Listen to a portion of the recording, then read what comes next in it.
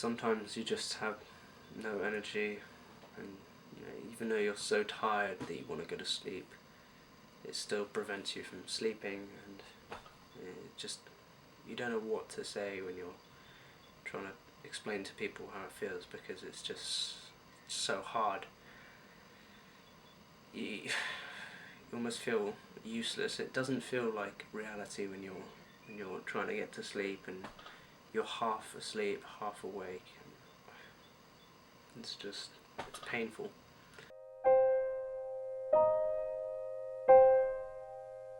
I'm David Cunnington, I'm a sleep physician, and what that means is I'm a doctor who's specialised in looking after people with sleep problems, and so my week consists of seeing people who've got trouble with sleep.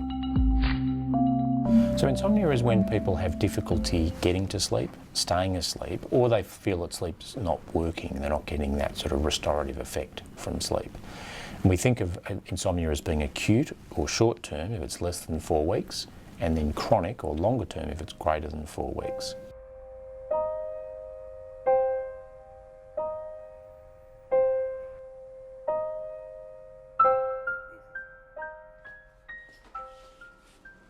So there are a couple of general things about insomnia. So one is it's really distressing for people. So having difficulty with sleeping that just seems to go on night after night with no clear sort of explanation or trigger factors is just really distressing for people. Behind the medical problem would be mental health problems like depression and anxiety. About 40% of people with depression will have difficulty with insomnia, and similar sort of proportions with anxiety. So yeah, very, very common with those conditions. So after the interview with the doctor, I went to my college to go ask some people what they thought on sleep deprivation or insomnia. These are the most interesting answers I got from the people I've interviewed.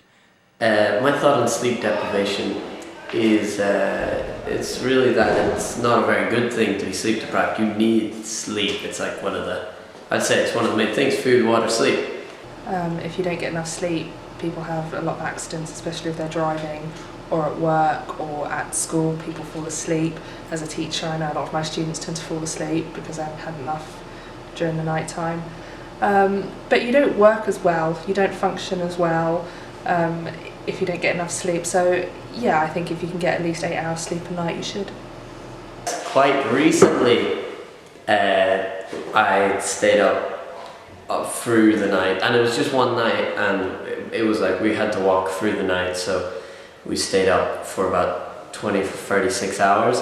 36 hours I stayed up for, and physically and definitely felt a huge bit. As soon as I hit the ground, I fell asleep just on the actual rocks. So yeah, I've had experiences with it, and it's horrible. Like, you feel just bleh, like emotionally as well. You're very easily ticked off. I need some sleep. You can't go on like this. I try counting sheep, but there's one I always miss. Everyone said I'm getting down too low. Everyone said you just gotta let it go. You just gotta let it go. You just gotta let it go.